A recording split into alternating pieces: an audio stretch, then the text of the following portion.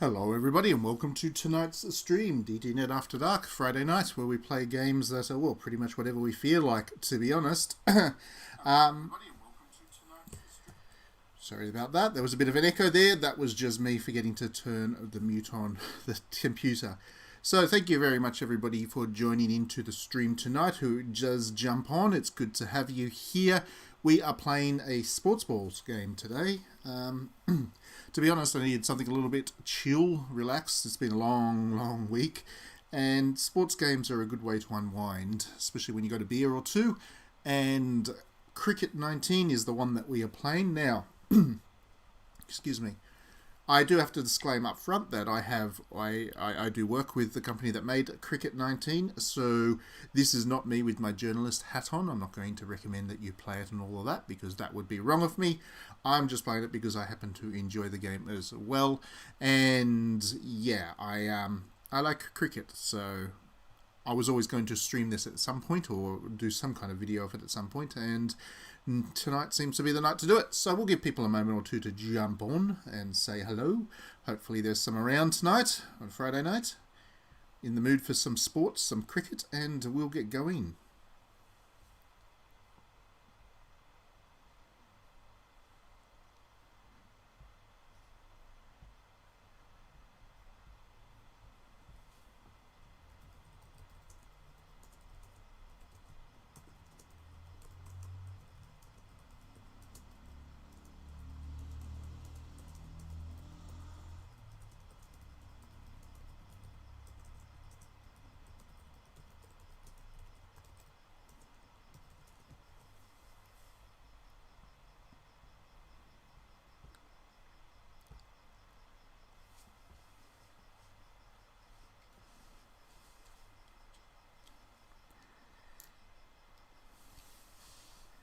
Okay, so Cricket 19. If you don't know much about cricket, this is a sport that is big in some parts of the world, huge in some parts of the world, and not so big in some other parts. It is basically a former Commonwealth countries sport. So England is where the sport got its birth, and then the Australians love it, the South Africans love it, the Indians love it, and yep, it's kind of grown mainly around those lines, around those kinds of regions in the world. So Pakistan as well, Afghanistan, New Zealand, Ireland. So those are the kind of countries that are most, I guess, intensely interested in cricket. But it is a global sport these days, and there's a lot of countries that are coming up quite rapidly through the ranks, in fact. So, yeah, it's if you're an American, or if you're not from one of the former Commonwealth countries anyway, mostly Americans. It's a sport that you don't get too much exposure to, but it is good fun. It's basically our take on baseball, is the way to think about it, I guess, for the rest of the world. What I'm playing today is the start of a test match, which is a 5-day long competition, believe it or not. Each match runs for 5 days. We're not going to get through 5 days today, that is for sure, but it's a bit of an endurance experience, and each team gets 2 goes at batting, 2 goes at bowling. I'll, I guess, talk through bits and pieces of the game as we go along, for people who are maybe not so familiar with cricket, but it should be fairly self-explanatory. There's a ball to hit, and you swing the bat at it, and you hope for the best. I am playing as my own created team. I have this team that I make with Cricket 19. I call them the Japanese team. They aren't the Japanese team by any means. It's mostly just me and my friends and various other people that I've met over the years that I've thrown into there just for it's a bit of a hodgepodge, but it's good fun. I do enjoy the team creation modes and options that are in this game, and I am playing against a team, or the Nepalese team, but it's not the official team. It's just the only official teams that are in Cricket 19 are England and Australia. This is a non-official team, so it's made up names and stuff, but it's around the right stats in terms of the level of competition that I was looking for tonight. So, let's get into it, shall we? I've won the toss. My team, the Japanese, will be batting first. So this is the Nintendo Switch version of Cricket 19. It's also available on PlayStation 4, Xbox One, and PC.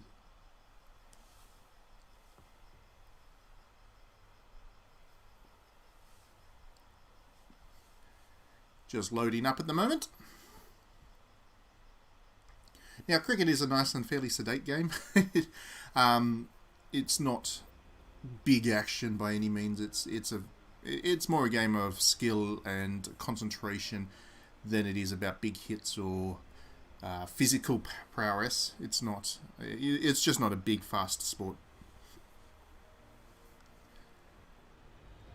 So there'll be plenty of downtime to talk in between shots and stuff. Those are my players there because they've got the bats. Okay, and we're going to get into it in a second. We're just finishing up the little intro cutscene.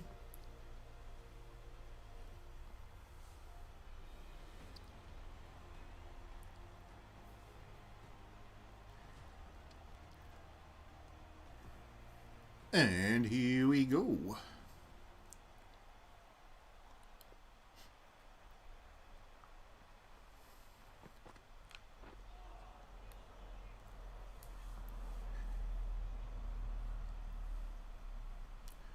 And straight away the ball just whisked past me. So this is the Adelaide Oval that it's been played. This game's been played at. There's quite a few licensed stadiums in here. Adelaide being one of the cities in Australia. Whoops. That ball's got some good swing on it. This is a fairly hard pitch, so it'll be fast. The ball will come on to the bats nice and hard, which means that if you time it well, you'll be able to hit some pretty nice fours and big shots and get lots of runs. But if you don't play it nicely, you're going to find yourself out very easily. It's a high risk pitch to be playing on.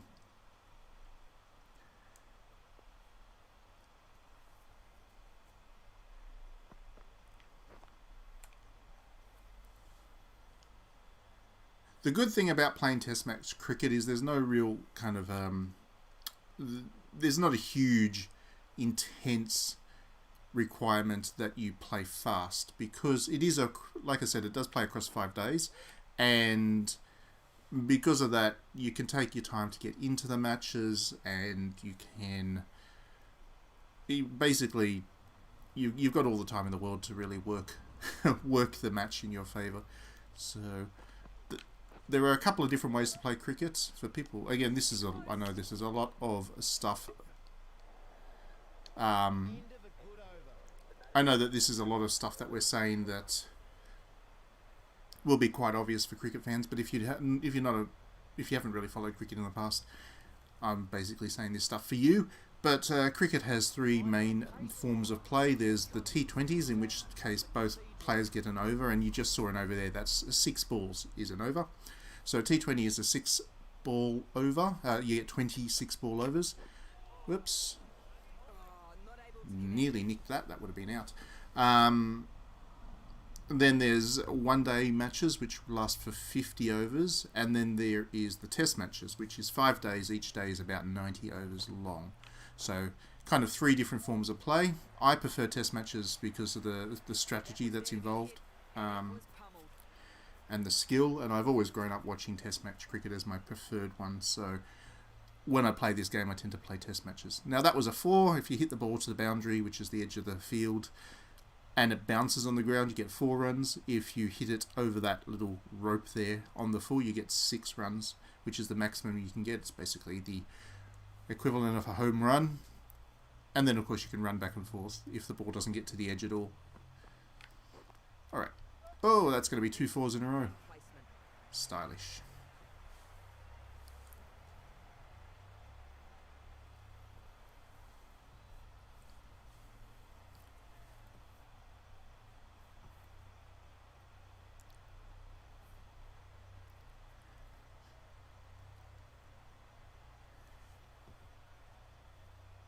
Hit with the utmost confidence, that shot.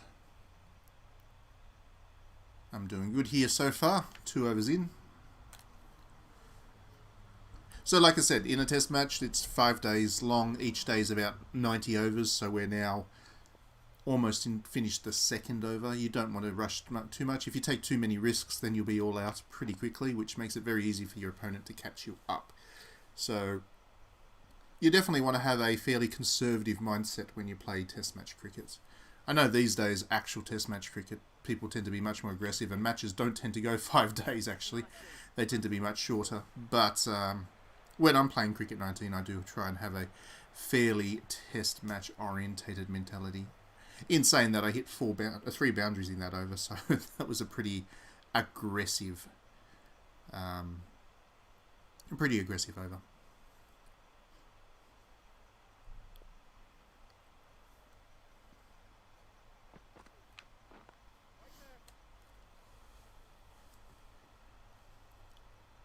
One of the things that I think surprises a fair few people when I say that I like sports games, one or the other, is that I like sports games. I spend so much time on this YouTube channel talking about anything but sports games, usually kind of Japanese anime games or whatever, that I don't often get a chance to talk about sports games, but I do play them all. I do enjoy sports as a rule, and there aren't too many sports games that I don't enjoy. So on the Switch in particular, which is the console that I'm playing now, I'm also a huge fan of Super Mega Baseball 3. Really like that game. Hello Diddy, welcome to the stream. We missed you last week. We were playing Moon. You would have enjoyed Moon. Moon was a surrealistic masterpiece. It was.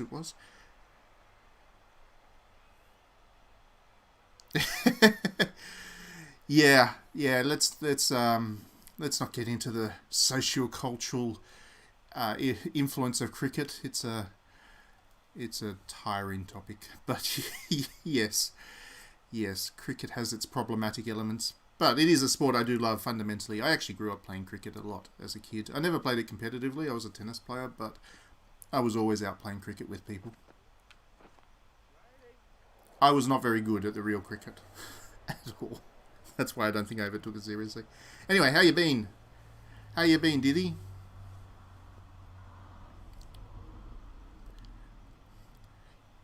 Yeah, the frame rate does stutter a little bit, but it is quite playable. Like, for a game that timing's pretty important, I've never had an issue with the frame rate screwing up my timing, so I always swing the bat when I want to, basically. How's Crusader Kings 3? I've been really looking forward to that. I haven't had a chance to even look at it yet, but it is on the list of things to do. As somebody who's spent like 600 hours playing Europa Universalis 4, how's Crusader Kings 3 holding up? I see a lot of tweets about it. People seem to be really enjoying it.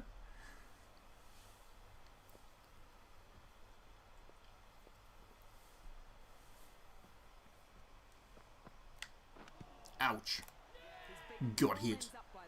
Oh, got out. I didn't even see that. Oh dear, that's no good. Oh, yep, played it right onto my stumps. Terrible. Terrible effort there. Gonski. So that's what happens if you play aggressively and you're not watching what you're doing. I've lost a wicket within the first couple of overs, which means I'm very much behind in this test match now. It's still blocked on Steam, is it? How did you get it? You go through a different market, you get somebody to buy it or something?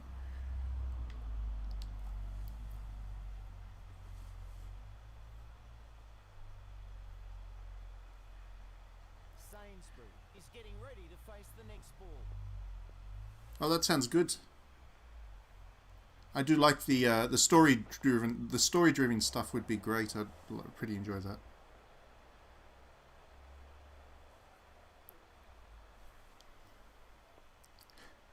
So what's the scope of Crusader Kings 3? Is it just Europe, or is it global, like Europa Universalis?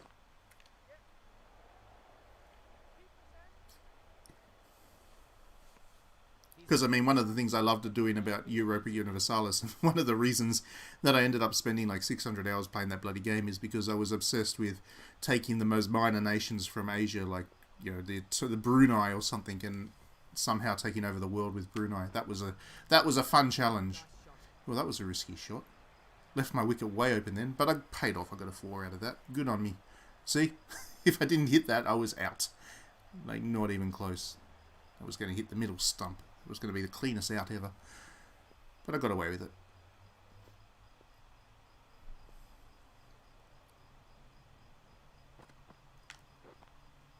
That's a much cleaner shot. That was a terrible ball by the AI there. Oh, that's pretty good scope. So can you be Japan? Does that include Japan? You say when you say Asia up to Burma and China. Does that include... Probably not then, I would guess.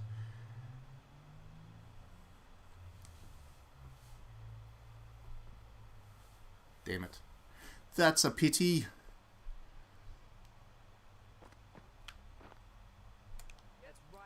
Slogged that, I did. I'm off to a very fast run rate in this test match. The pitch is batting nicely. It's giving me some nice easy hits. Right, gotcha.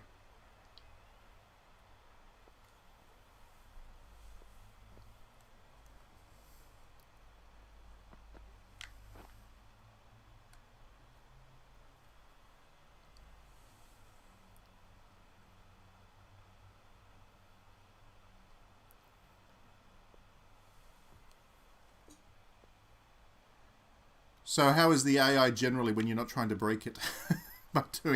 by pushing it as far as you can? Like, how's the basic level of the strategic capabilities of the AI?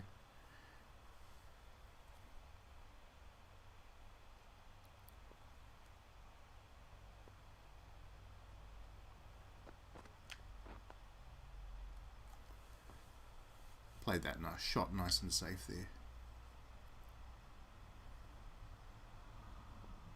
So yeah, less than 5 overs in, I've already got 30 runs, but that one wicket is actually concerning.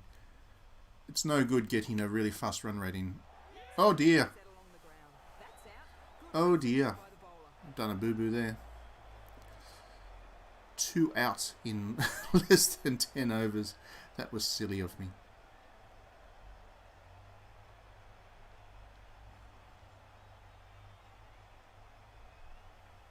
Oh, I see. So that's a pity that the AI is a bit exploitable. But I would guess, being a Paradox game, that they will be quite willing to work on that. They generally are pretty good with the feedback.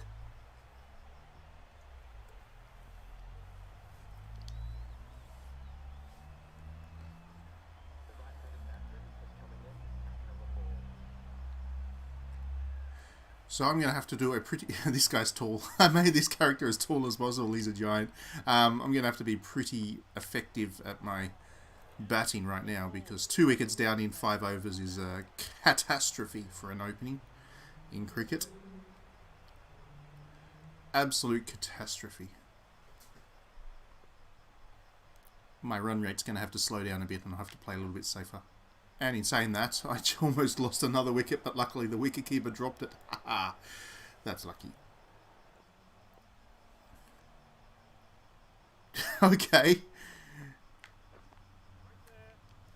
So you go so far around the circle, you come out the other end on a positive.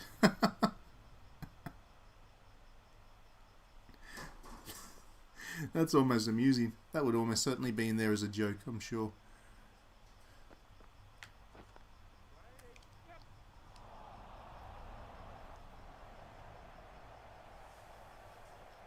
Yeah.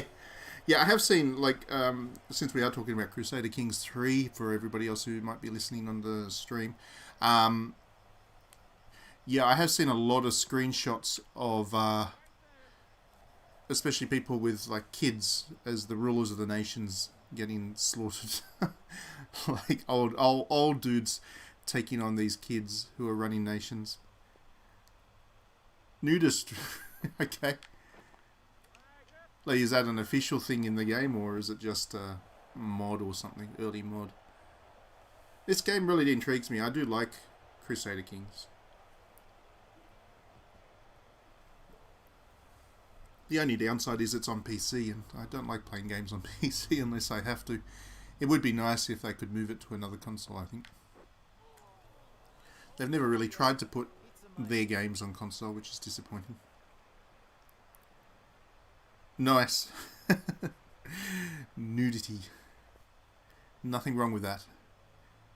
Speaking of, you'll be very happy to know that I really do enjoy flowers so far. Not that there's nudity in flowers, it's implied, I guess. But, yeah, I'm about an hour into it, so I'm not very far into it at all. But I really like the opening. It's a very pretty game. So I am finally playing that. And hopefully this weekend I'll have some more time to play it. That would be the dream, finding some time to play some games for fun.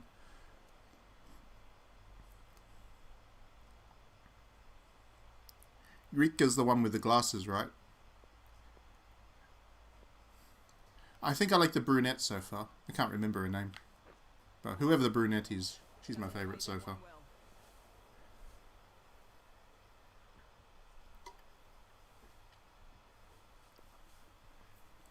I mean, I'm way too early into it to Yeah, Mayuri.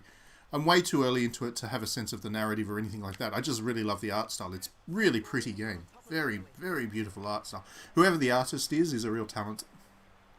And I don't know if they've done anything else, but they should do a lot more games. Because, yeah, they've absolutely nailed the visual style of it.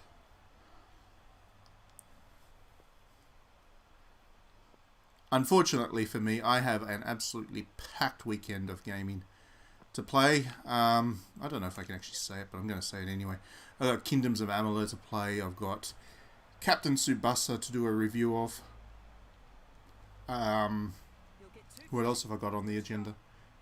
I've got NBA 2K, whatever the new one is. I've got to play that. So I've got a couple of rather meaty, lengthy games that I've got to work through this weekend.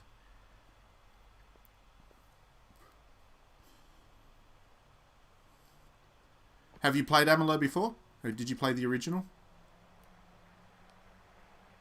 Okay. Yeah, I can't talk about it right now because it is under embargo, but I was a huge fan of the original Amalur, and I did think that we were never going to see it again because it bankrupted a state and, well, not quite, but close to. It caused catastrophic economic problems for an entire state, and it bombed big time, and the developer went out of business. So I figured that particular franchise was done and dusted. So I was glad to see THQ pick it up and re-release it. Hopefully it does a bit better this time around, and it becomes a franchise again. I think there's meat in Amalur that they could do more with it yet. Assuming, of course, THQ manages to find a developer and whatever to handle future game development. This one is a fairly standard. I'm not breaking embargo to say this because everybody's seen screenshots. This is a fairly standard HD remaster. It's not doing anything new with Amalur. It's just a fairly out and out redo. Oh, is it now? Okay, well, this one, unlike Destroy All Humans, this is not a remake. This is just a remaster, but I mean, Amalur was already a very attractive game, so yes, exactly. Destroy All Humans was a PS2 game, whereas Amalur was a late era PS3 game, so it was already pushing the hardware pretty much as far as it would go. So I don't think anybody should have expected Amalur to be a full remake. On top of that, it's a pretty big, lengthy game to work through, so to do anything more than just HD update it would have been a little bit nuts when it's such an unproven commercial quantity at this stage. Yeah, THQ Nordic basically owns almost everything now. THQ Nordic just can't stop buying stuff, which is it's crazy how much stuff is actually in THQ's library now of licenses.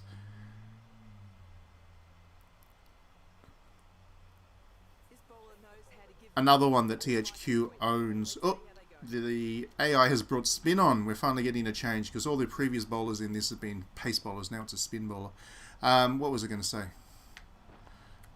The THQ license that I'm still waiting on them to do something with was Time Splitters, because they picked up Time Splitters, which was a first-person shooter from the PS2 era, which was particularly good. It was basically the spiritual sequel to GoldenEye's multiplayer mode, and it was really, really good fun. So I'm still waiting on them to actually do Time Splitters for us. But they've been so busy buying every other license, they've got to work through their library, I think.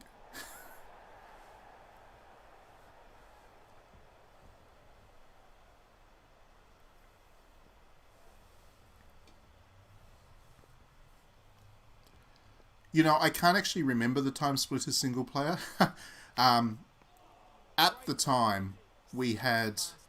at the time of Time Splitters, I was still living at home with my brothers, and we had a friend who was just our neighbour, and we would get together to play multiplayer. For a time, I basically never played single-player games, because every time we were playing games, it was always 4-player multiplayer. So, Time Splitter was one of those games that I just never played single-player, because it was just always, every time I turned the console on, it was multiplayer time. Crystal Chronicles, Final Fantasy Crystal Chronicles came from the same era. I never played that game on the GameCube in single player mode, so when I discovered that the HD remaster or remake just didn't have local multiplayer in it. You can imagine how disappointed I was to find out how bad the single player was. That game is an absolute trash fire. Do not play Final Fantasy Crystal Chronicles Remaster. It's unfortunate. I've got a lot of nostalgia for that game, but yeah, Square Enix absolutely screwed that one up.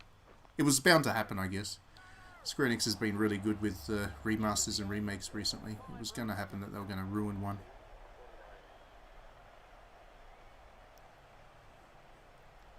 Well, if they ever do a re-release of Time Splitters 2 or 3 or whatever, I'll definitely be playing it in single player this time around. So fingers crossed that happens. It's in their library. They're going to have to do something with it at some point. They wouldn't have acquired it otherwise.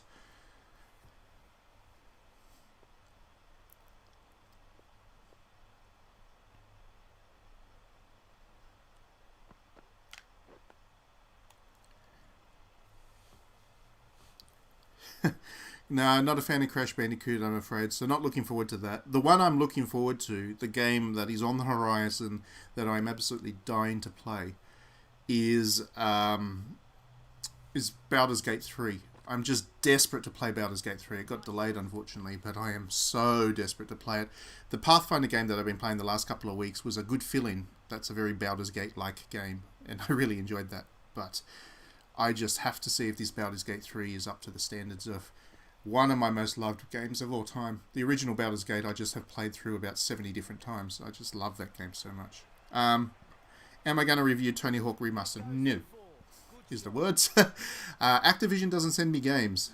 I think they got upset with me after I refused to review the last Call of Duty and wrote an article about why I refused to review it. Activision does not send me games anymore. It's a pity because putting aside Call of Duty, I thought I was always really fair to Activision. I gave Sekiro a good run. We've given the Spyro remaster a good looking, but as they say, the PR's memory is only as long as the last game that you reviewed, and they did not appreciate my Call of Duty antics.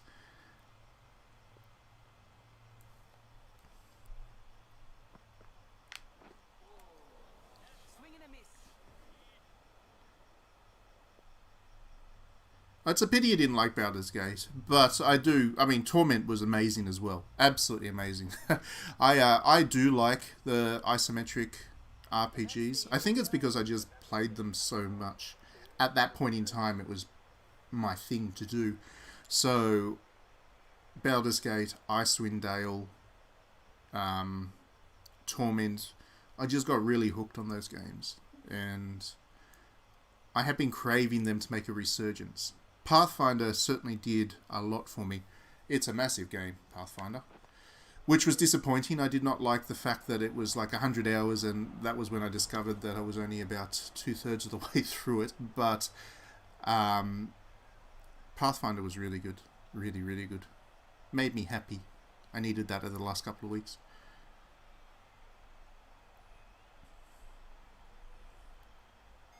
Did you play the recent effort to do Torment, like to do a modern version of Torment? I can't remember what the full name of it was. Tides of Numeria, I think it was. It was basically a spiritual sequel to Planescape Torment, but set in a different pen and paper RPG. But Tides of Numeria is actually a very good game as well. Not as good as Torment, but then nothing really is. Oops. Tried to sneak a run there, but I didn't get very far.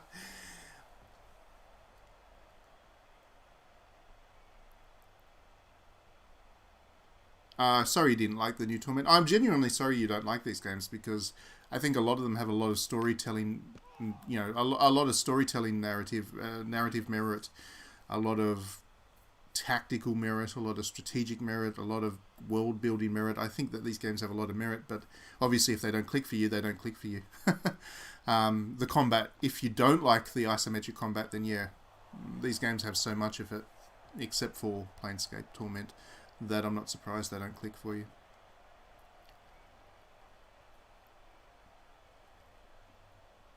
I think this is a funny stream. I must be the one person that starts to stream Cricket 19 and then ends up talking about Baldur's Gate and Planescape Torment. But, yeah. My YouTube channel is an eclectic mix of tastes.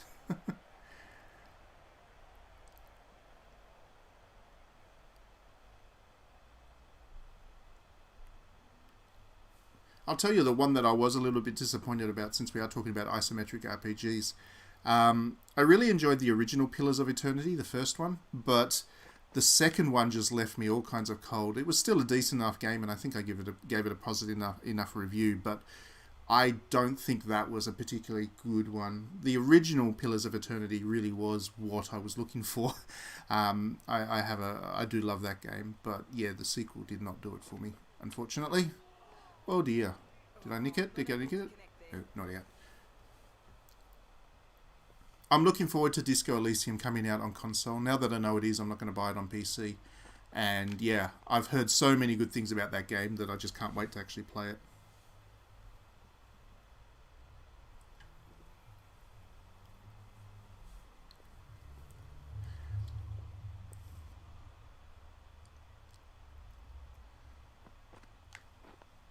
So as you can see, I'm actually making a bit of a comeback here. After losing 2 wickets within 5 overs, it's now almost 12 overs, and I haven't lost another wicket.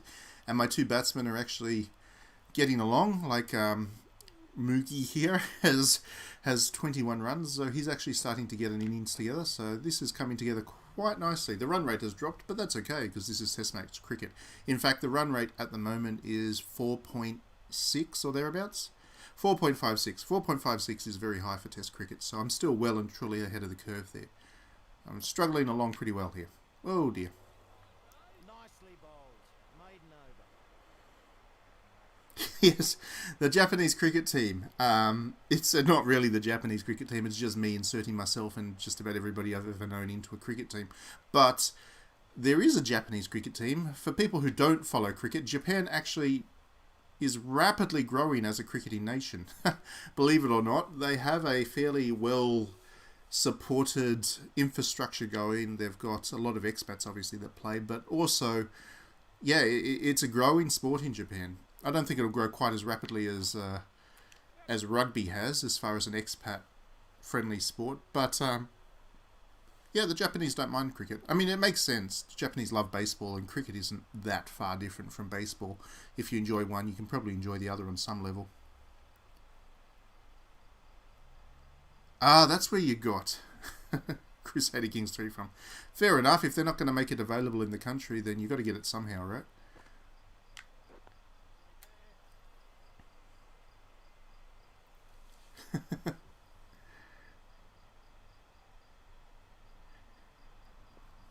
Sport is good, Diddy. Sport is great. I love my sports. I actually have missed sport. One of the many things that I've missed, I guess, as a result of COVID-19, bastard disease. I do miss my sport. I'm just not a huge fan of the kind of the sports that are huge in Australia. I like AFL enough. I like rugby enough, but they're not my favourite sports. I'm more of a cricket and baseball guy. I like football, of course. And I do like my racing games. And what else do I like? Volleyball. Volleyball is a dead sport in Australia in a big way. It's only really played in high school here, but I love volleyball. Oh, and handball. Not that handball is played on any level here in Australia. I think there was like a university club handball team, like competition once when I was at university, and then that nobody actually participated, so that died. Handball is definitely not a sport that we play here. I didn't even realise there was an Australian team until I went to the Olympics one year.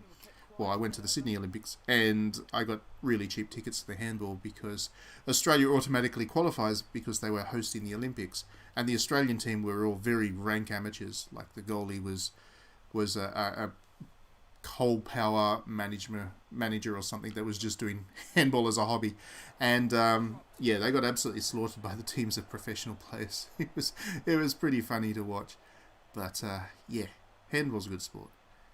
There is a handball video game coming out in the next couple of months, but I wouldn't hold my breath on that being any great thing, unfortunately, for handball fans.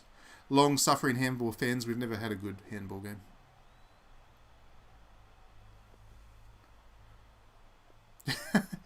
Yeah, look, in terms of the way that people have responded to the lack of sport, I totally get you. I don't like people were acting like the lack of sport was the end of the world, and the world wasn't going to start recovering until live sport got back and going again. I don't think that was a useful narrative for the media to be running, but you know, sport is people love sport. It's entertainment. It's a distraction.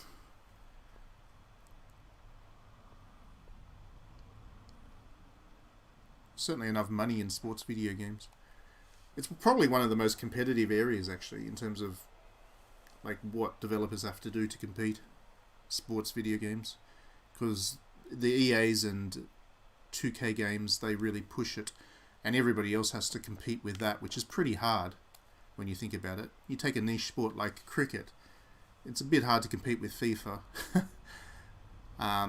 For the kind of production values, but of course everybody looks at FIFA, sees the production values of FIFA, and just assumes that cricket has the same potential, which it just doesn't. There is one football game you should look forward to, Diddy Ram, and that is Captain Tsubasa. I very nearly streamed that tonight, but I've got a review coming out next week. Captain Tsubasa is excellent. It's basically FIFA, but anime. It's good fun.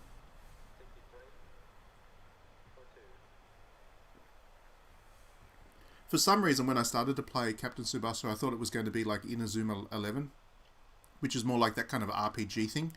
But as it turns out, it's actually just proper football. And with an anime twist. So I really am enjoying Captain Tsubasa. Jet Girls is pretty good too. I play Jet Girls still. It's always a sign that I've enjoyed a game where I pick it up even after I finish the review. If I'm still playing it after review, then yeah, I definitely enjoyed it. And Jet Girls I am still playing a bit of. So there you go. Could have used a little bit less of the op buy. But coming from the guy that does Senran Kagura, what else are you going to expect, really?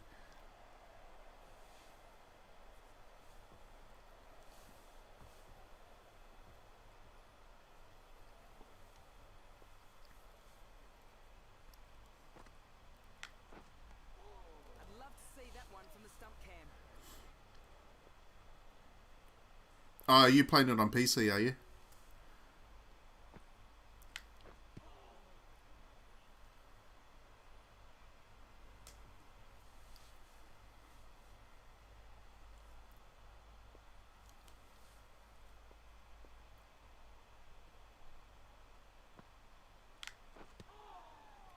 Whew. And that's the end of the over. That spin's getting me at the moment. It's kind of knocking me around a bit. Okay, drinks break. So that means 15 overs are up.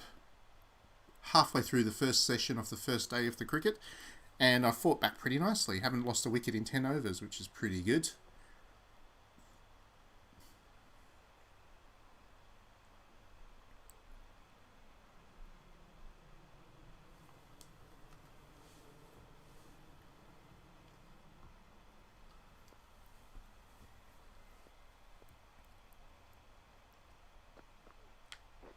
Ooh. Body blow. Didn't get the wicket, but will have unnerved the batsman, who needs to keep the pressure up.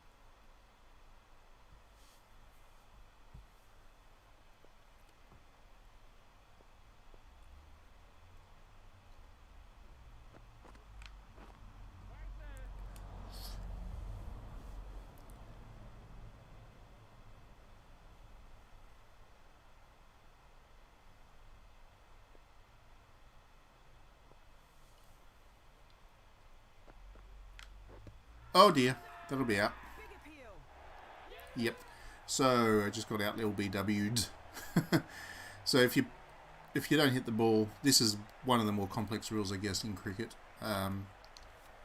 If you don't hit the ball with the bat, and the ball hits your leg at some point, or any part of the body actually, and is going to hit the wickets, then you can be given out anyway. Unfortunately, is what happened to me. So after struggling through a fair few overs, now I Lost a wicket, and out comes my next player. 3 down in one session. That's terrible batting. I'm being absolutely owned by Nepal. Swing and a miss. But you can see why cricket is a different paced kind of sport. If we were playing a baseball game, we would be pretty much at the end of the game at this point. We're, 40 minutes into the stream. Whereas with cricket, we've barely started the adventure as such. So it does have a different time. It does have a different performative element to it.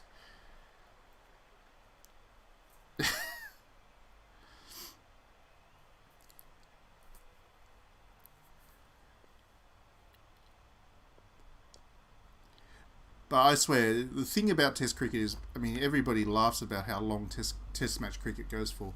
But I remember as a kid growing up and watching Test matches, they get into the 5th day and you start watching the first day, the second day, you see wickets falling, you see moments where the batters are in control, moments where the bowlers are in control, and it kind of ebbs and flows. You get to the 5th day and it's just a very tight race to actually see who wins.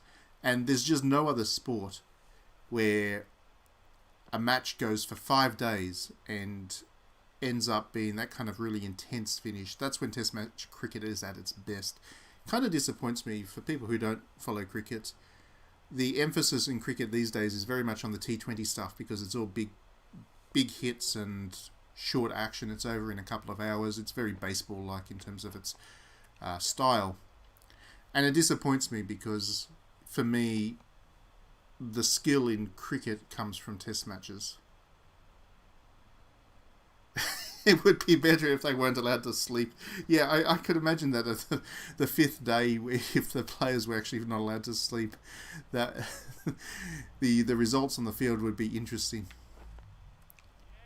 I don't know how a cricket player would would play if they were hallucinating things, but I would be amused to find out.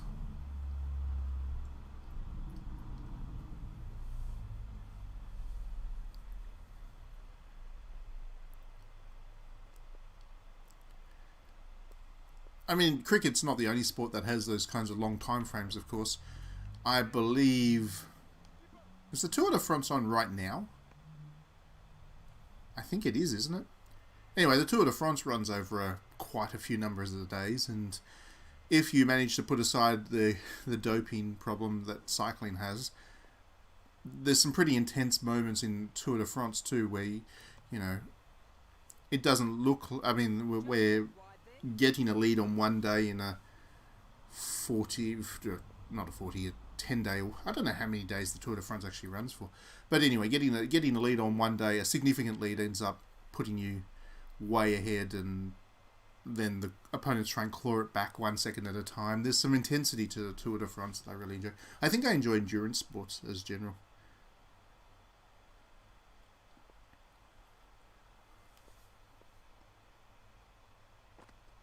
What are you talking about? 19? That was another good one for the bowler. I don't get that reference. Sorry, I must have missed something. Is that the number of my players back or something?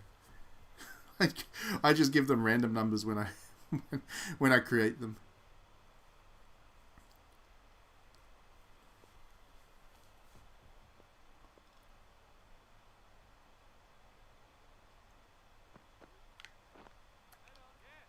Oops. Oh, cricket. It's Friday night. Sorry about that. I can't believe I missed that. Yeah.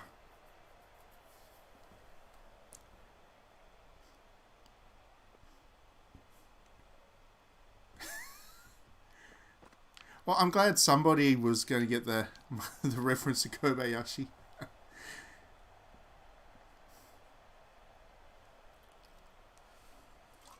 I still reckon an anime cricket game is the way to go. If you want to build the popularity of the sport in Japan, just have an anime of it.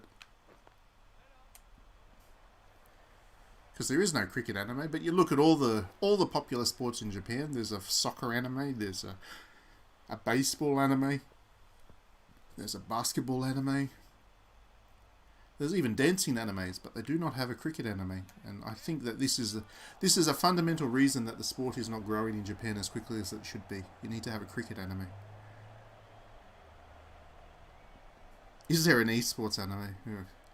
Who cares? I'm sure there is, actually. Esports is not real sports, though. Ooh, I'm gonna get somebody mad at me now for saying that, but esports is fake. Esports doesn't do it for me.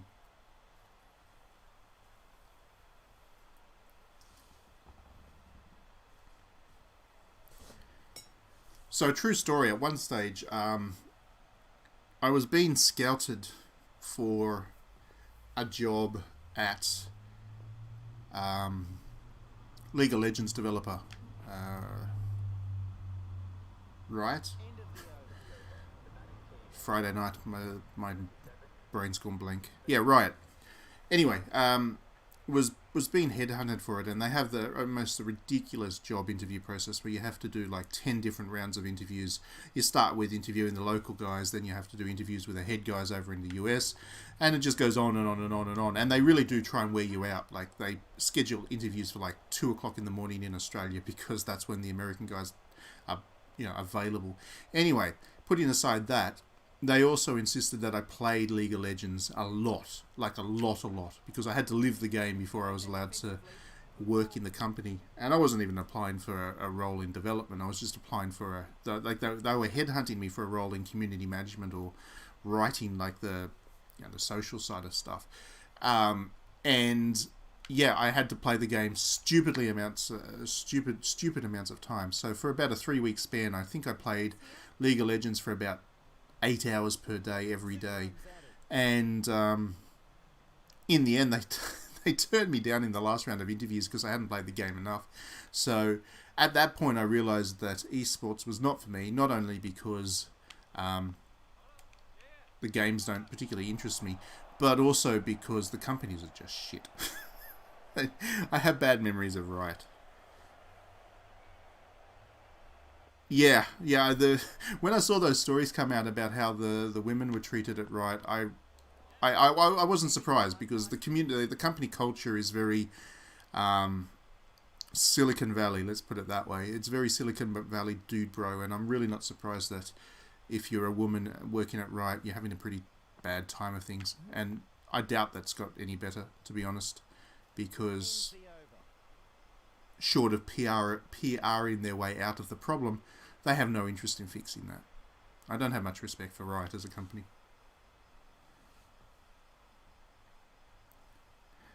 I am not part of the fighting game community, excuse me. I just enjoy fighting games. In fact, the one fighting game I enjoyed the most is the one that I'm not allowed to enjoy and be part of the FGC.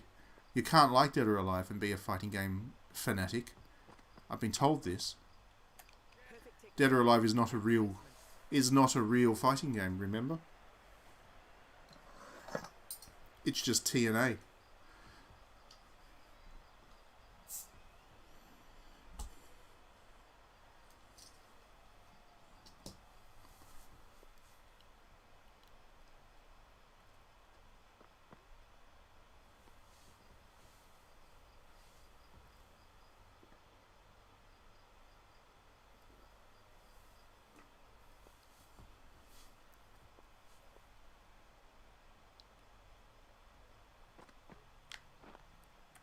No, the real reason I'll never be invited to be part of the FGC is because if I ever let my opinions of Tekken be known, they'd just throw me out.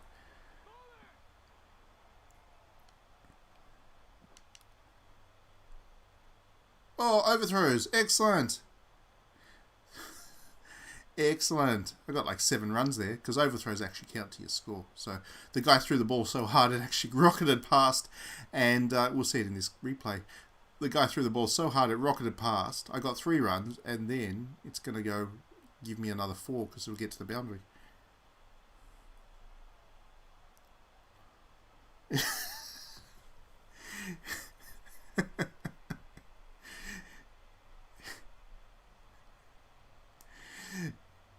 It is true. It is true. Dead or Alive was ruined because they tried to be part of the fighting game community. Those skimpies were not skimpy enough.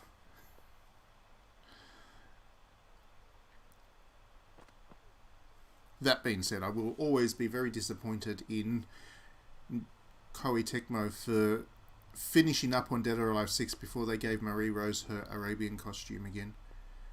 I've got to go back to Dead or Alive 5 now because the good costumes are all there.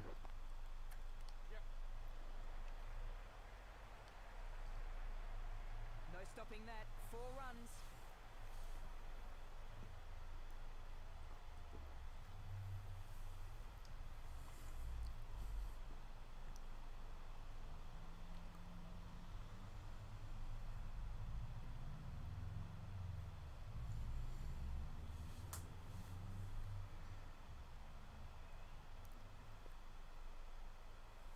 I know it's real. I know, I've seen plenty of those discussions. I had plenty of those discussions because I dared to defend the game on YouTubes and whatever over time. A lot of people got very mad at me for enjoying Dead or Alive. Soon hit 50 in this form. Can't make anybody happy. If I say I like Dead or Alive more than Tekken, all the fighting game people don't like me. If I say I like Dead or Alive at all the Dead or Alive fans get mad at me. So you can't win with them. Hello, Liam. Welcome to the stream. Diddy is trolling up a storm tonight. This is what Diddy does. It's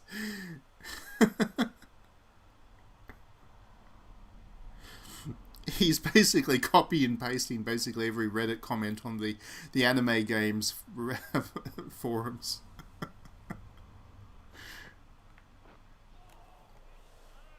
Tries to drive that, but missed times.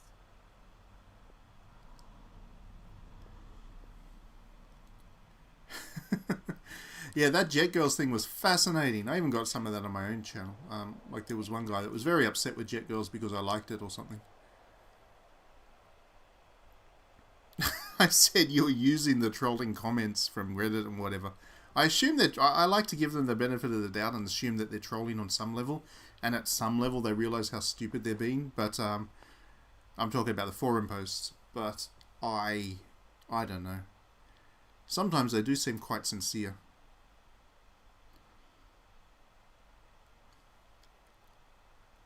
Anyway, these people are fun to troll is the point.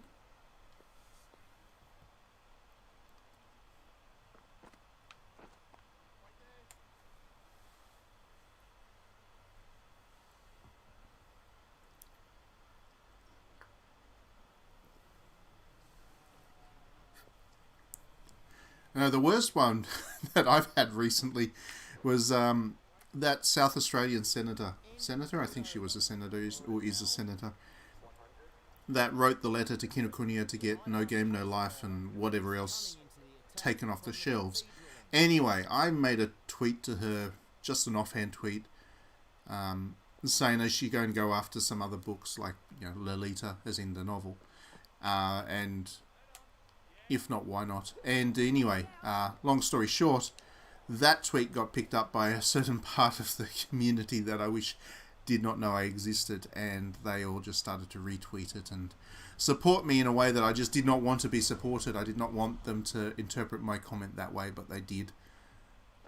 There's a very feral part of the community that like fan service in a way that I find rather uncomfortable. I'm glad Liam knows the guy that I'm talking about. He's an amusing guy.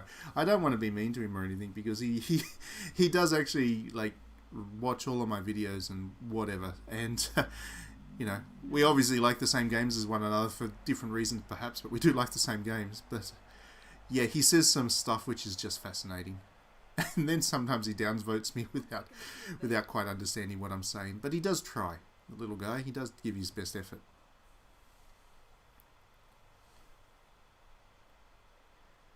Apparently One Angry Gamer is...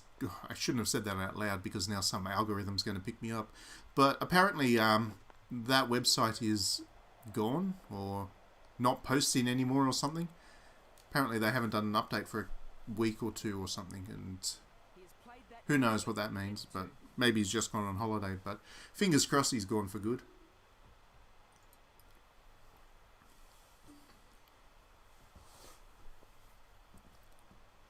He was a net loss to the community, he was. Just a lack of concentration there.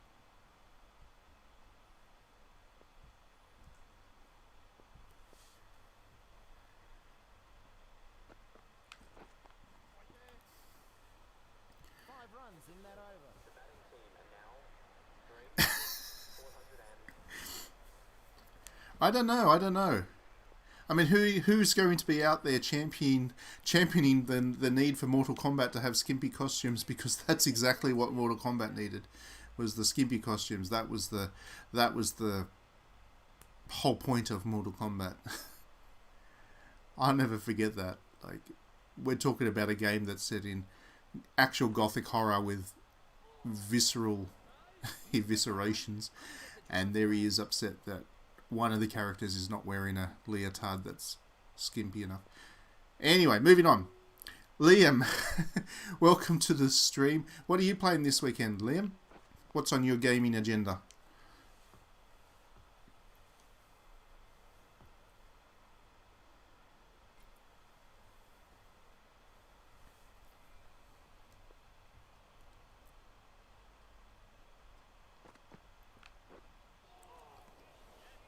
The bowler beating them all ends up there.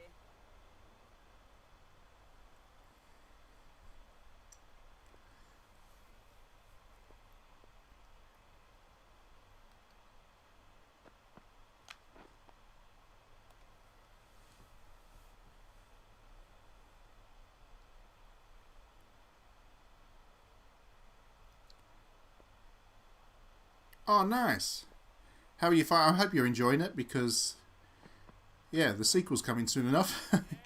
Hopefully, it's convincing you to continue on with it. I don't know how familiar you are with the Atelier series, but Ariza is a good place to start if it's a new series for you.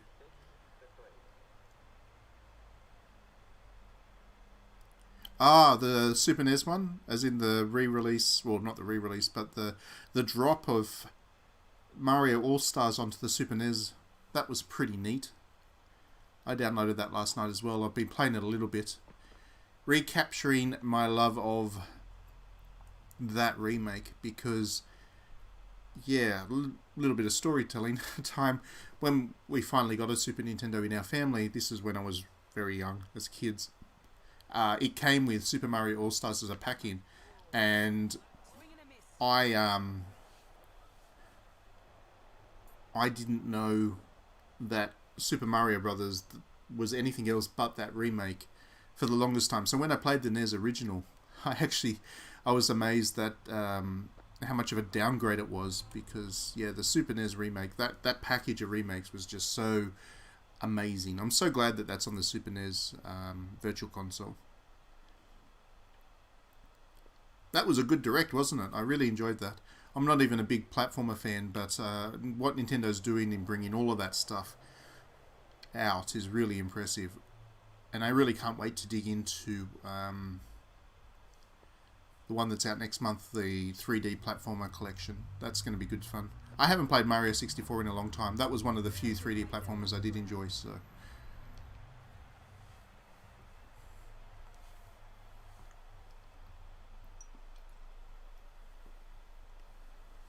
I don't understand why Nintendo's only doing that as a limited release. That's a little bit stupid, but Nintendo gonna be Nintendo.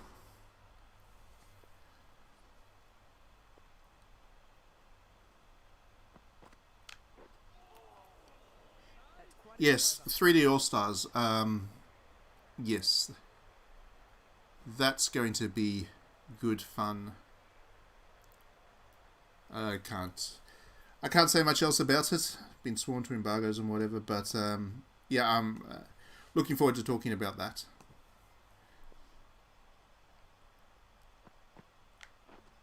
Oops. The batsman looked troubled by that delivery.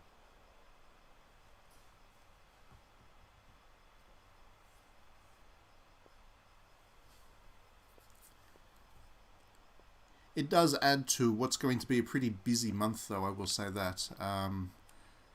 September looks like it is pretty packed for video games. And when we recorded the podcast last week and ran through all the games that were being released this month, we didn't know that Mario was coming, for example, but there was a lot of stuff to look forward to. So yeah, it's going to be a very tiring month, I think. Not too busy for anime girls. No, I'm definitely going to get through Flowers, I promise. I'm going to dedicate at least some time every weekend until like...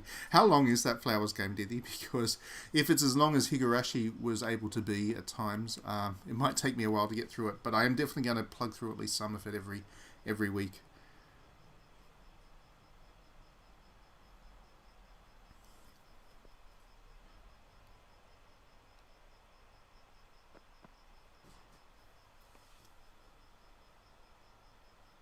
Oh, that's good stuff. 8 hours is good. I'm definitely...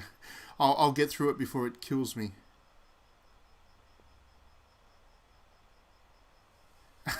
Hello, Matt. Welcome to the stream. A tidy over. It's a maiden. Yeah, I don't know. I called it the Super NES. That was just what my school did. But I went to school out in the countryside, so...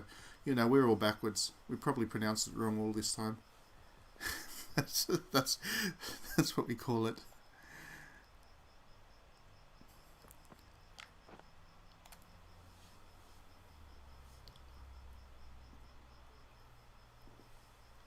It was a good console.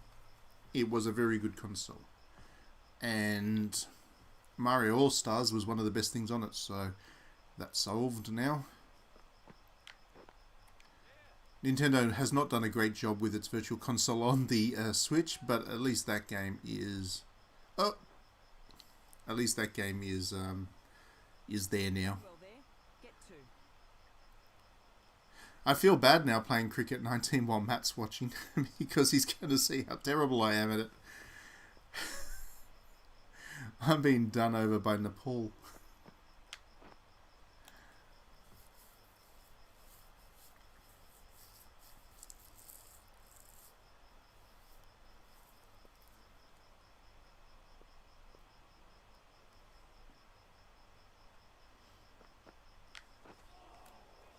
Swing and a miss. The batsman misjudging that one.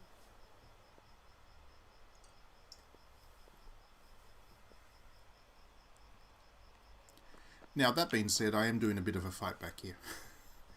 I've only lost 1 wicket in 20 overs now, so... After that horror start, it's picking up. Oh, you've been one of the ones that have been voting for Cricket 19 every time. Yes. Yes, I do think that if you do vote on my polls, you do have a moral obligation to actually drop in and say hello.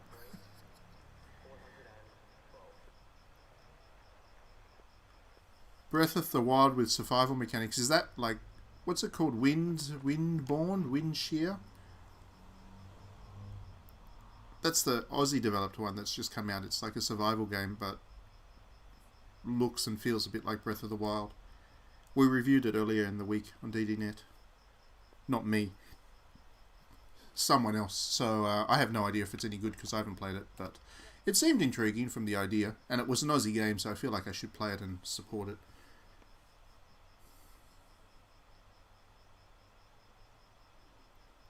Pray for the God. Never even heard of Pray for the Gods. I should check that out. Amongst all the other things that I've got to do. The bowler beats the bat.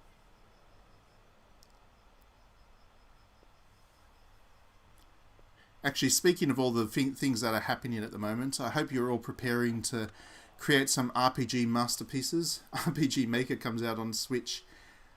I think it's pretty much right about now. I'm actually going to have a review up of that later on today. Embargo lifts at like 3 AM Australian time. But RPG Maker, it's good fun. And I do hope that people pick it up on the Switch because it's pretty good. I've got a video going up on the website, on the YouTube as well. So this is a bit of promotion that I'm engaging in right now. Partnership here. Off to a strong start.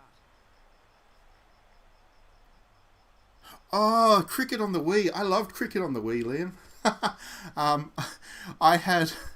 I really loved cricket on the Wii. It wasn't the greatest game in the world, but I had the cricket bat accessory for the batting, and I loved actually just standing up and, even though it was completely unnecessary, actually going through the motions to bat. I had stupid fun with that game. That was awesome fun.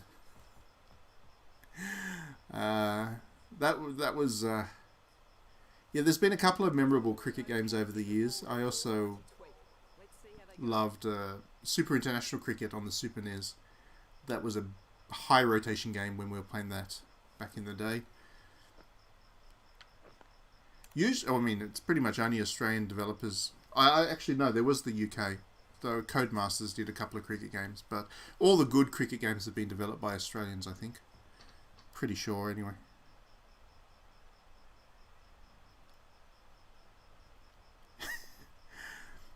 How does that work on console? It's kind of sorry, I'm just watching the TV right now. How does that work on console? I thought the package it up. So you can't import your own assets and stuff, which does prevent you from actually being able to make your own kind of unique game. But there is an awful lot of assets that are built into it, so you can. It's a bit like Super Mario Maker, in the sense that you use what's actually in the software, and it's very comprehensive for the genre. So, for example, with RPG Maker, you can use Arabian themed, dark fantasy, modern, Japanese themed, traditional fantasy themed. There's a whole bunch of different themes that you can use, and you can share your creations online via the servers. And it's actually even possible for the demo for RPG Maker doesn't let you create stuff, but it lets you download the games that other people make. So the demo is obviously free, which means that you can kind of distribute your games around pretty much anybody that you know has a Switch. And yeah, other than that, it's just very much a Super Mario Maker style experience, sandboxy thing. It's good fun. Certainly, if you're serious about making an RPG, then you're better off going with the PC thing. But if you're just looking to play around with an RPG Maker, then the Switch one is kind of convenient. It's in a nice form factor. You can take it on the train with you as you go. Oh, one of my players got 50. Look at that. He's a very specific hitter. He only hits into a couple of different spots. But I got to a 50.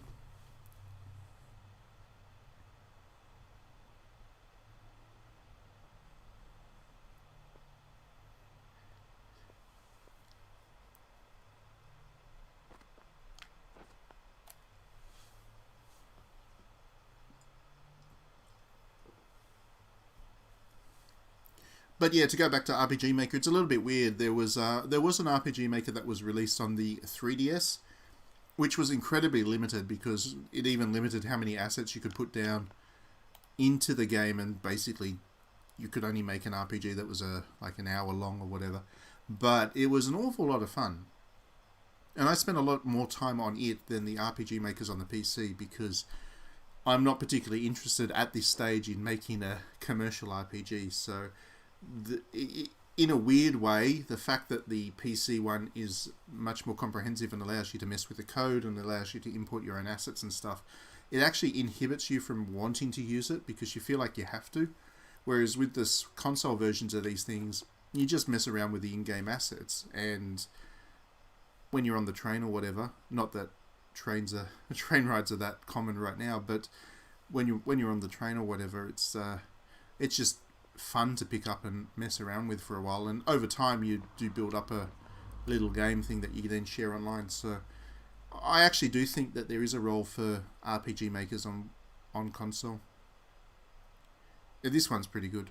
I can't talk about it too much because of embargo right now, but as of 3 AM you'll see just how much I enjoyed my time with it on Switch. Nicely bowled. Maiden over. And now on 118 for 3.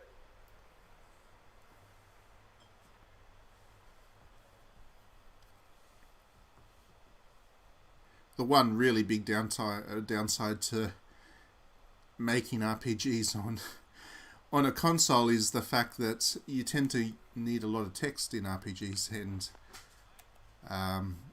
typing a lot of text on the Switch is painful. If you're in handheld mode, you can use the touchscreen, which is slightly easier, but yeah, you're not going to be writing an epic on it, that's for sure.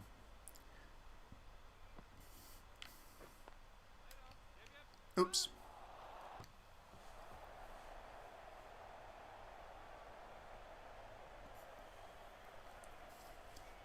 Anyhow, over the course of this session, and we're nearly at the end of the session. They go away for lunch break in, I think, an over. Good ball there. Getting The run rate has dropped. It's now only about 4 and over, but I haven't lost any more wickets, and I'm starting to pile on some runs.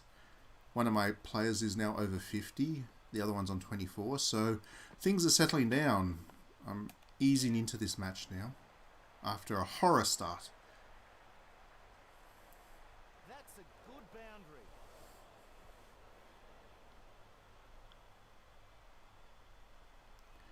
Anyway, if you're still here, Matt, what are you playing this weekend? What's on your gaming agenda?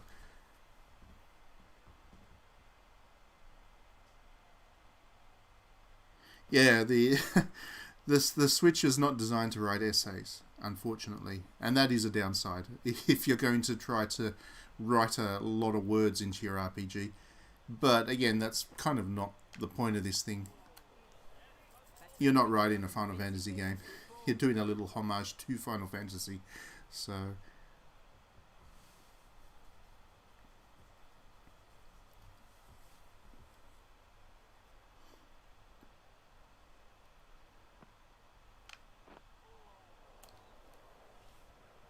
That's quite a good over. And that should be the lunch break. After all of that. So, for people who aren't that familiar with cricket, a test match is broken into 3 sessions. You have a break between each of the sessions. The point we're at now, I'm 99% sure there's not going to be another over. Or is there? That's the end of this session. No, there we go. So, the end of the first session, which is 30 overs, that's the first of the first day.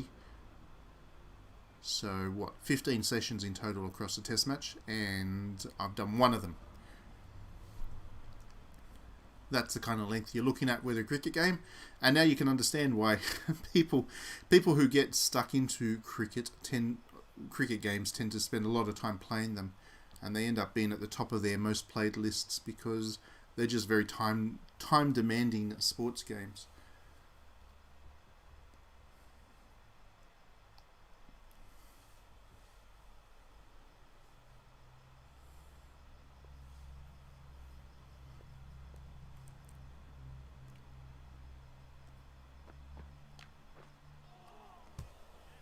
Swing and a miss.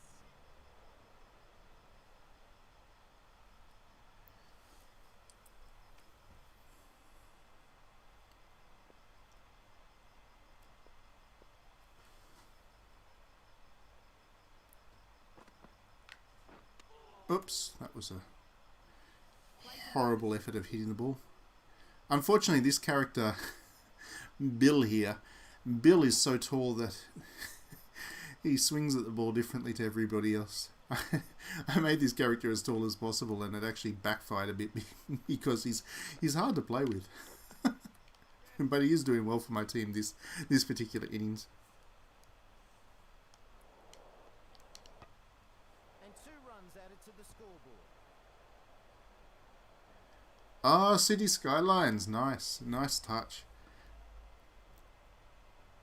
I love City Skylines. That's an amazing game.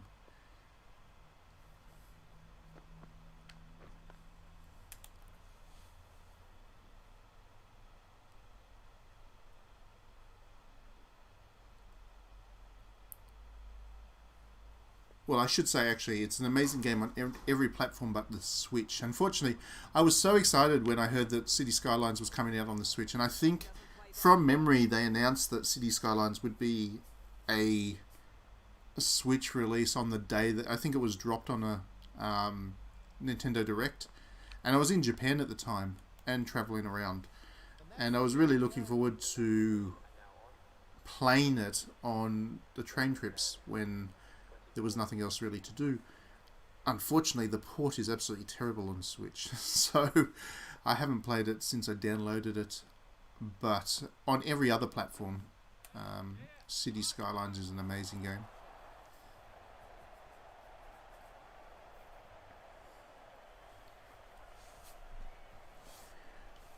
I'm really hoping that what's the one that's coming out on the Switch? The Jurassic Park builder that's coming out on Switch. I hope that's good. I'm still waiting for that really, really good city builder or simulation game to come out on the Switch. It's the one thing that this console is really lacking at the moment.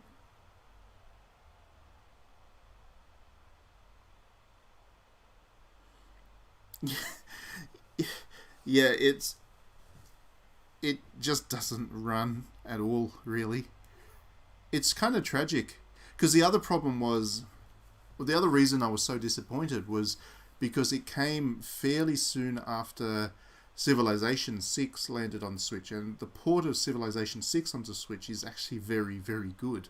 Very high quality. It's actually the one I play as default because I can play it on the go and stuff, and the downgrades for the console are not very significant. But yeah, after, I think Civ 6 got people all excited that just about every simulation and strategy game on console could be moved to the Switch, and then it couldn't.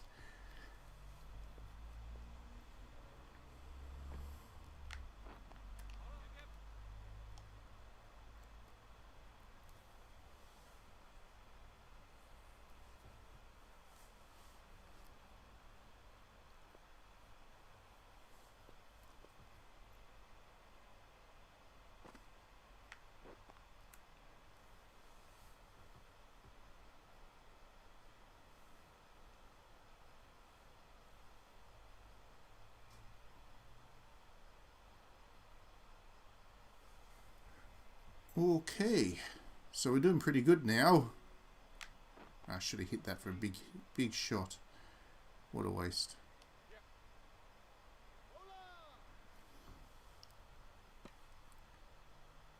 If you see the blue ring around the ball, it means that it was a badly pitched delivery, and you should hit it for 6. So I only hit it for 1. That was disappointing, but anyway.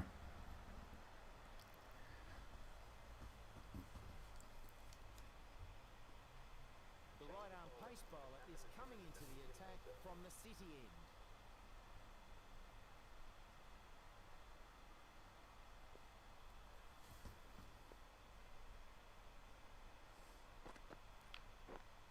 Oops. No, I'm safe.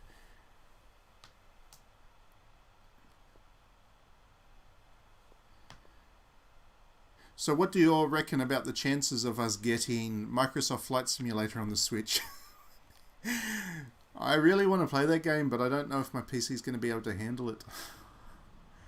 And I'll be really upset if I go and buy it and then go through the 100 gigabyte download, only to discover it doesn't do it as well as I'm seeing in all those streams and screenshots and stuff. I really like the look of that. I haven't played a flight sim for a very long time, actually. Like a Microsoft non-combat plane flight sim.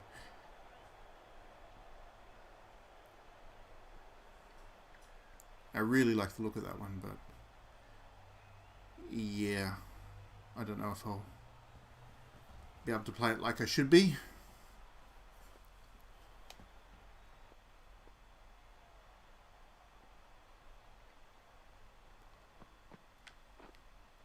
Oh, there we go. That's how you can get an easy 4. You just loft it up over the over the wicket keeper's head. I totally meant to do that. That wasn't a mistake at all. That was all deliberate. See? He hit it so well he didn't even react.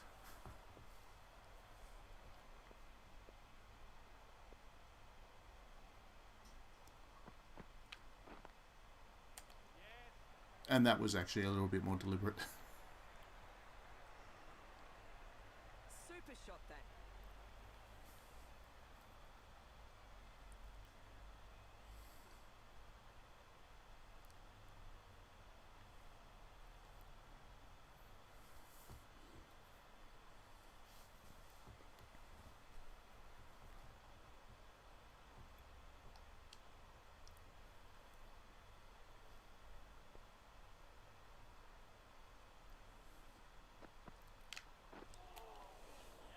Very good over for the batsman.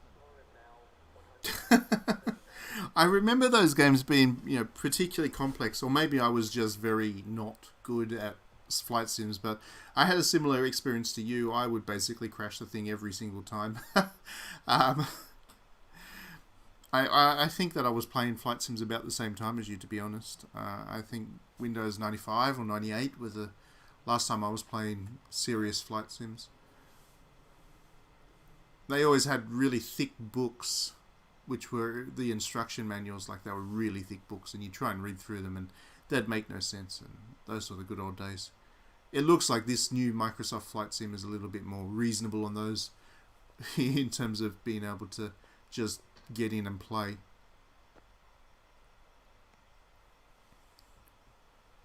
I thought it was already on Xbox, or is it just coming? Or is it just Xbox Series X or whatever that new generation is?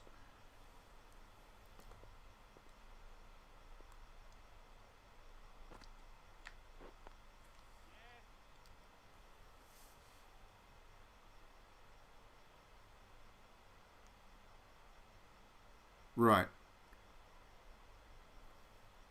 Oh, but it's part of Game Pass, isn't it? So if you subscribe to that thing, you get the game for as part of the subscription, right? I think, or did I miss that as well? I'm not signing up for the Game Pass, Great shot. so I struggle to track what's actually going on in the world of PC sometimes. Because the last PC games I played are Higurashi and Flowers, so I'm not exactly up with the latest releases there.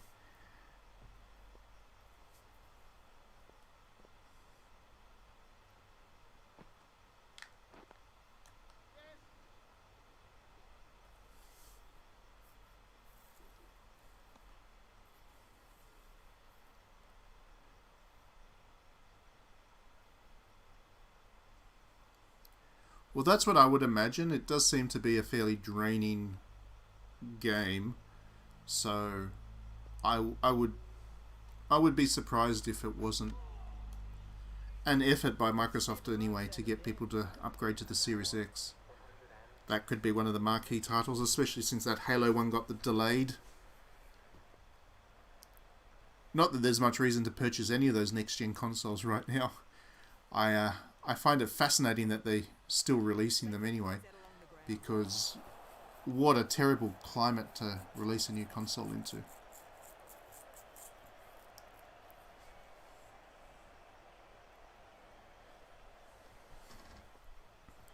Yeah, I know. I really am impressed by that and the idea of being able to travel everywhere.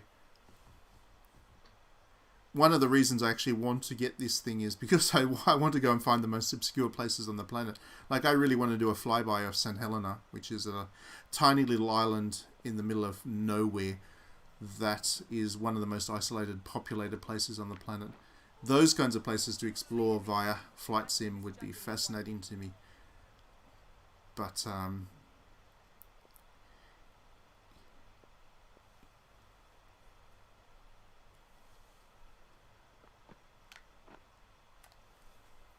so this is a really good turnaround. I'm playing some damn good cricket right now. 35 overs now. I don't think I've lost a wicket in the last 30. I think I lost... No, not 30. The last 20. I think I lost the last wicket at 15. So these two are putting on a great partnership. Recovering my innings. Putting me back in control.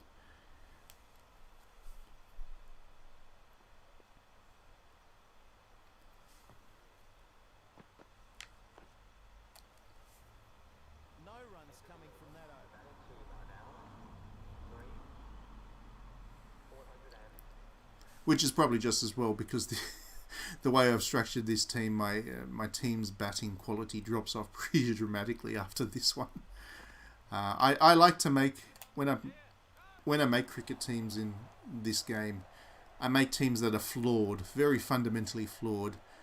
And this team has a pretty strong, in terms of the statistics, has a pretty strong top line batting team group, but it falls away very dramatically after this.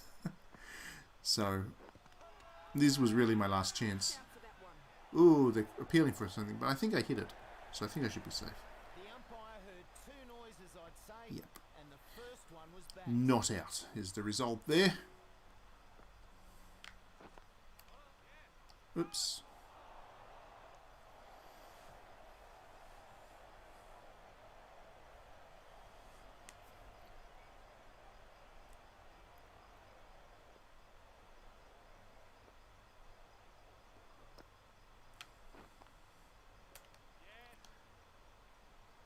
Sneak a single in there. There we go.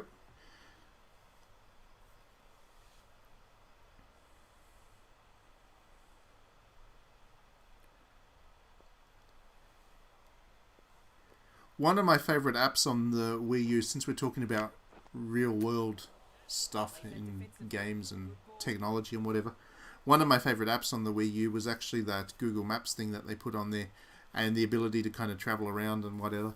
And then I saw the stories about people that are actually using Google Maps and travelling around as their way of dealing with all this isolation and lockdown and social distancing and inability to travel at the moment.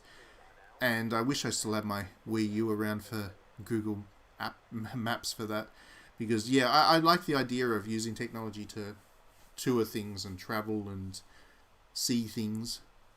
It helps you plan your own trips, of course, and it's just interesting to wander around the real world digitally. I think Microsoft Flight Sim does a better job of it from what I've seen than Google Maps, but these things, as they continue to develop, are going to be pretty neat, I think.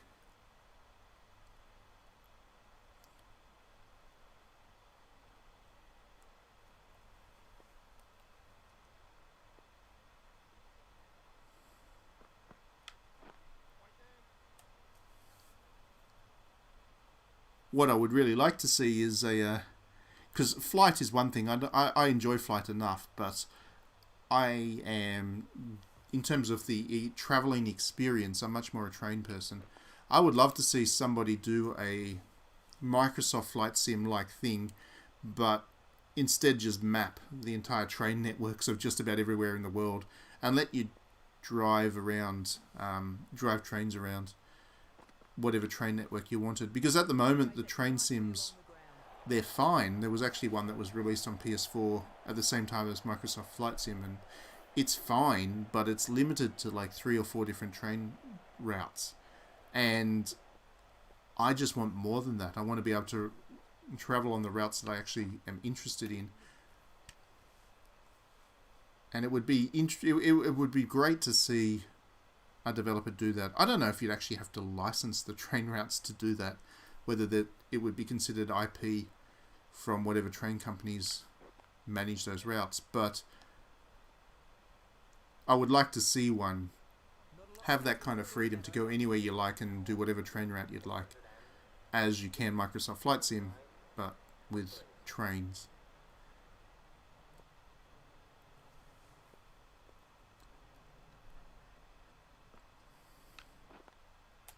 Along the ground.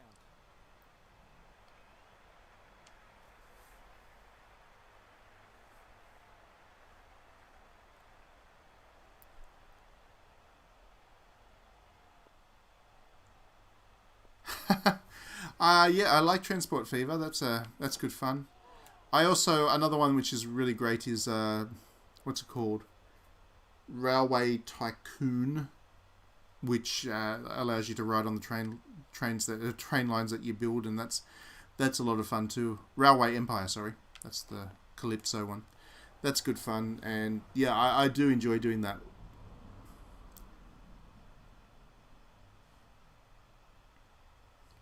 Transport Fever. I'm pretty sure I have played Transport Fever actually. Drives it beautifully on the onside. Because that's the one where you're not just managing the train lines, you're also you've got to do shipping and aircraft and roads and stuff as well, I think. It's a pretty good game.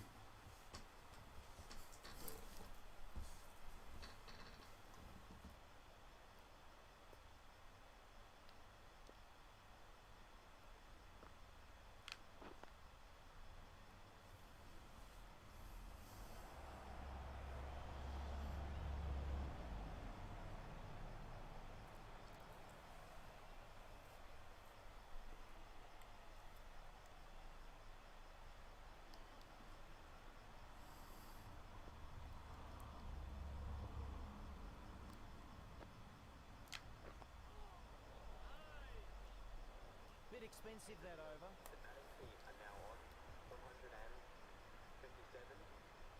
to 3. Yeah, I've definitely played that game.